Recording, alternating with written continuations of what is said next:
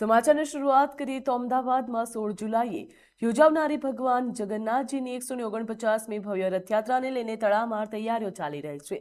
રથયાત્રા દરમિયાન ચુસ્ત સુરક્ષા વ્યવસ્થા સુનિશ્ચિત થાય તેના માટે રાજ્યના નાયબ મુખ્યમંત્રી હર્ષ સંઘવીએ જગન્નાથ મંદિર ખાતે દર્શન પૂજન અને આરતી વગેરે કરી હતી તેમજ ધ્વજારોહણ કર્યું હતું તો વળી સમગ્ર સુરક્ષા આયોજનની સમીક્ષા પણ કરવામાં આવી હતી। તેમની સાથે ડીજીપી જીએસ મલિક, અમદાવાદ શહેર પોલીસ કમિશનર અનુપમસિંહ ગેહલોત, પૂર્વ નાયબ મુખ્યમંત્રી નીતિન પટેલ અને મંત્રી ઋષિકેશ પટેલ સહિતના આગેવાનો ત્યાં ઉપસ્થિત રહ્યા હતા।